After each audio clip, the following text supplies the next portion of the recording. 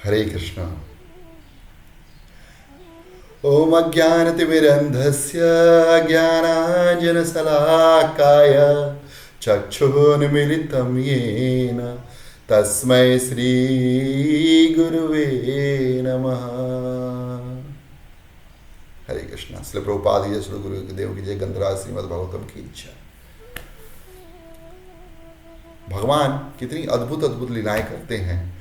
बहुत सुंदर सुंदर शादियाँ की। सबसे पहले शादी जो है रुक्मिणी से की, नंबर 1 शादी, जो उनको स्वयंवर से भगा के लेकर के आए थे। हाँ, और विदर्भ प्रदेश से, और विदर्भ के सम्राट जो राजा थे, उनकी जो थी पुत्री रुक्मिणी थी, 5 भाइयों के साथ अपने रहती थी। और जो राजा थे उनसे भी, उनकी पुत्री, उनसे विवाह हुआ विदर्भ के राजा से। दूसरा विवाह भगवान ने जामवंत जी की पुत्री जो है जामवती, उनसे किया, जिनसे साम नाम के पुत्र हुए। तीसरा विवाह उन्होंने सत्राजीत की पुत्री सत्यभामा के साथ विवाह किया। और इतने सारे विवाहों को सुन सुन करके परीक्षित के मन में भावना जागृत हुई कि और विवाह भगवान ने कैसे किए। क्योंकि भगवान की तो कहा जाता है 16,108 रानियाँ थी, आपने तो बताया 3, बाकी की रानियों क्या हुआ। तब यहाँ पर परीक्षित महाराज को सुखदेव गोस्वामी बताना चालू करते हैं कि चौथा विवाह भगवान का माता कालिंदी के साथ हुआ था। शिकार खेलते खेलते जमुना जी किनारे जब जा रहे थे भगवान कृष्ण अर्जुन के साथ, तो उन्होंने वहाँ पे एक स्त्री को देखा, सुंदर स्त्री को, जो सूर्यदेव की आराधना कर रही थी भगवान विष्णु को पति के रूप में पाने के लिए। और भगवान कृष्ण ने अर्जुन से बोला कि अर्जुन जाके पता करके आओ कि आखिर बात क्या है। तो अर्जुन जो है जाते हैं, माता कालिंदी से पूछते हैं कि आप बताइए देवी क्या कर रहे हैं निर्जन मन में, और वो अपने दिल का हाल बताती हैं। और भगवान वहाँ जाते हैं, उनका पानी ग्रहण करते हुए रथ पे बैठाते हैं और द्वारिका में आकर उनके साथ विवाह करते हैं। ये माता कालिंदी की जो है कथा है। फिर मित्रविंदा जो भगवान की 5वीं पत्नी थी, उज्जैन के राजा जो थे, उनके पुत्र विंद अनुविंद उनकी जो है बहन थी। और कृष्ण के बुआ जो थी राजाधी देवी, उनकी पुत्री थी। और जब उनका स्वयंवर आयोजित हुआ, उस स्वयंवर में जो है भगवान मित्रविंदा को जीत करके लेके आए थे। और उनकी छठी जो पत्नी थी, उनका नाम था मित्रविंदा कह सत्या। और इनका एक और नाम था नग्नजित्ती।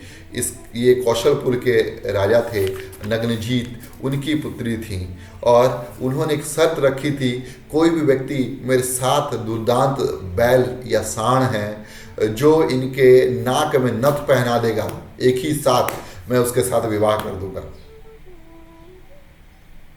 अब भगवान मुस्कुराए और कूद गए रण क्षेत्र में, और अपने आप को 7 भागों में बांटा और 7 सांडों को पकड़ करके उनके नाक में नथ पहना डाली, नथ डाला उनको, और 7 रूप एक हो गया। भगवान मुस्कुरा के आके जो है बैठ गए। और उन्होंने बोला कि मेरी तो कोई बहुत इच्छा नहीं थी विवाह की, मैं तो बस अपना पौरुष दिखाना चाहता था, वो दिखा दिया। अब लेकिन अगर इच्छा है सत्या को, अगर उससे विवाह करना चाहे तो कर सकती है। और भगवान स्वयंवर में फिर सत्या को जीत करके जित्ती को जीत करके लाते हैं। देखिए कितना अद्भुत है भगवान की लीला। और आप देखिएगा इसके बाद कि नग्नजित्ती, अब ये नग्नजित्ती तक हो गया। आपने देखिए कालिंदी को देखा इन्होंने करते हुए, मतलब जमुना जी के किनारे। और दूसरा जो है आपने देखा कि नग्नजित्ती, फिर मित्रविंदा, और इसके बाद जो है भद्रा का विवाह देखिए कैसे हुआ। उन्होंने बहुत सुंदर कथा है भद्रा की। कृष्ण की बुआ थी श्रुतकीर्ति, केकई देश में थी, और इनका विवाह होने के योग्य हो गई थी। भगवान कृष्ण जब घूमने गए, तब उनके भाई जो थे भद्रा के संतर्दन, उन्होंने भगवान कृष्ण को आकर के स्वयं अपने बहन का भद्रा का हाथ जो है दे दिया और कहा कि भगवान इसके लिए आप स्वयं जो है सबसे सुयोग्य वर हैं, आपसे अधिक सुयोग्य वर कोई हो नहीं सकता। और संत अर्जुन ने कहा कि भगवान आप इसको स्वीकार कीजिए, और भगवान ने उसको बोला ठीक है।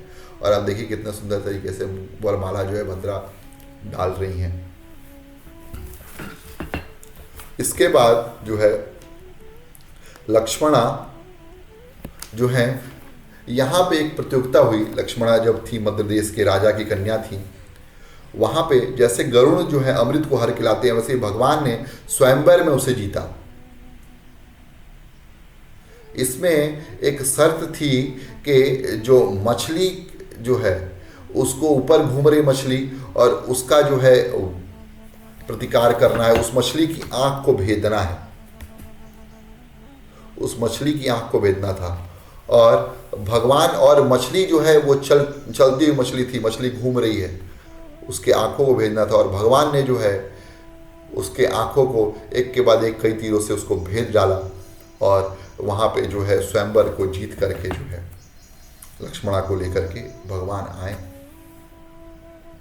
इसके बाद जो है देवता लोग जो है बहुत सारा कंप्लेन लेकर के, बहुत सारा जो है भगवान के पास एक गुहार लेकर के आए, एक प्रलाप लेकर के आए कि भगवान हमारे जो हैं देवता लोग हैं, वरुण देव हैं, उनके छत्र जो है, और अदिति माता के कुंडल जो हैं, और यहाँ तक कि देवताओं के रहने का स्थान जो पर्वत पे रहता है, सुमेरु पर्वत पे, उस तक को छीन लिया है असुर ने, भौमासुर, जो आपका ही अंश है और माँ पृथ्वी का अंश है, आप दोनों का। और उसने जो है छीन लिया हम सबका रहने का जगह भी, रोटी कपड़ा मकान, और तो और उसने पूरे विश्व के 16,100 जो है राजकुमारियाँ उनका अपहरण कर लिया है, और उनसे वो विवाह करने वाला है। क्योंकि नारद मुनि एक बार गए थे भौमासुर के पास, बोले कि अगर भौमासुर तुमको पूरे विश्व का सम्राट बनना है, पूरे विश्व पर राज करना है, हाँ पता है कौन कर सकता है, जो पूरे विश्व पे वही राज्य कर सकता है जो 16,100 राजकुमारी से विवाह कर सकता है। और जो ये भौमासुर था, इसने जो है ठान लिया था कि 16,100 राजकुमारी से विवाह करेगा, और सब जगह से किडनैप कर करके ला रहा था कि एक ही बार में हम विवाह करेंगे। फिर ये जो है जब विवाह करने का समय हुआ तब देवता लोग आए और उसके पास जो है बोला, लेकिन ये माना नहीं। फिर देवता भगवान कृष्ण के पास पहुँचे, और भगवान कृष्ण जो है तब बोले कि ठीक है देवराज इंद्र, मैं आपकी सहायता करूँगा। इधर जो है नारद मुनि एक बहुत सुंदर फूल स्वर्ग से लेकर के आए, और पारिजात पुष्प कहते हैं जिसको, पारिजात का पुष्प लाकर रुक्मिणी देवी को दे दिया। और रुक्मिणी देवी को नहीं, एक्चुअल में भगवान कृष्ण को दिया कि भगवान आप दे दीजिए जो आपकी सबसे प्रिय रानी है उसको। अब भगवान के मन में कुछ नहीं चल रहा, भगवान दे दिया, रुक्मिणी बैठी हुई थी वहीं पे। अब रुक्मिणी दे दिया, पहुंच गए सत्यभामा, देख लिया उन्होंने, अब गुस्सा आ गई पूरा, बोले कि वो सबसे प्रिय आपकी, मैं प्रिय नहीं हूँ आपकी। तो भगवान कृष्ण ने बोला अरे उसको तो एक फूल दिए हैं, लेकिन मैं तो तुमको एक पूरा पेड़ दे दूंगा, चलो और मेरे साथ चलो। और फिर प्राग ज्योतिषपुर चले गए, जहाँ पर जो है यह भौमासुर रह रहा था। और प्राग ज्योतिषपुर जाने के बाद उन्होंने चक्र उठाया, सारे सुरक्षा के जो घेरे बने हुए थे सबको जो है छिन्न भिन्न कर डाला। शंखनाद उन्होंने किया तो एक दैत्य उठा जो 5 सिर वाला दैत्य था, त्रिशूल लेके हमला करने चला भगवान के ऊपर, लेकिन भगवान ने उसको 3 भागों में काट डाला और 5 सर को जो है उखाड़ के रख दिया, उखाड़ दिए हाथों से सीधे। भगवान इतने खतरनाक थे भगवान, क्योंकि जो देवताओं से द्वेष करता है, हाँ, स आसु विनश्यति, वो बहुत जल्दी ही अतिशीघ्र ही खत्म हो जाता है। विप्रेशु मई च विद्वेष, जो विप्र से द्वेष करता है, देवताओं से द्वेष करता है, वेदों से द्वेष करता है, सनातन संस्कृति से द्वेष करता है और भगवान से द्वेष करता है, स आसु विनश्यति, वो अतिशीघ्र ही जो उसका विनाश होना निश्चित है। और यही हुआ भौमासुर के साथ। और भौमासुर के फिर 7 पुत्र जो हैं उसके 7 पुत्र जो दैत्य था उसके आए, उसको भी जो है भगवान ने मार डाला। और भौमासुर जब लड़ने आया तो भगवान ने उसका सर जो है चक्र से ही अलग कर दिया। पृथ्वी देवी जो है उनकी प्रशंसा करने लगी और बोलने लगी भगवान इनका समूल नाश मत कीजिए, आखिर है तो ये आपका ही पुत्र। और फिर भगवान ने जो है भौमासुर के पुत्र भगदत्त उसको जो है वहाँ का राजा बनाया और 16,100 कन्याएं जो थी उनको जो है बोला कि आप अपने अपने घर जाइए। अब भगवान देखिए यहाँ पे जो है उन्होंने कार्य कर दिया और वैराग्य की भावना है कि जिसकी जो इच्छा है करो, यथा इच्छा सी तथा करो। लेकिन राजकुमारी ने भगवान हम कहाँ जाएंगे, हम तो सब आपकी शरणागत हैं, अगर हम जब जाएंगे तो हमारा कोई इज्जत नहीं है, कोई वैल्यू नहीं होगा घर पे, तो आप जो है हमको जो है स्वीकार कीजिए। तो भगवान ने बोला ठीक है तथास्तु।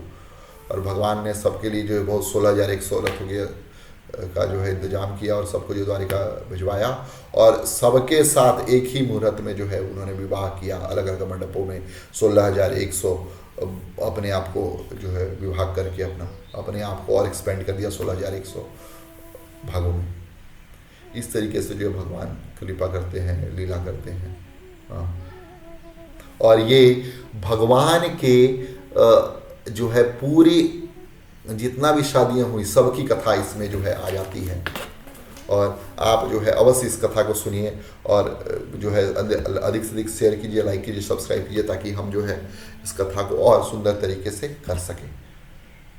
और आप हमको प्रोत्साहन दीजिए ताकि हम जो है वैष्णव की सेवा कर सकें। ग्रंथराशि में भगवतम की जैसे प्रभुपाद कीजिए। हरे कृष्ण।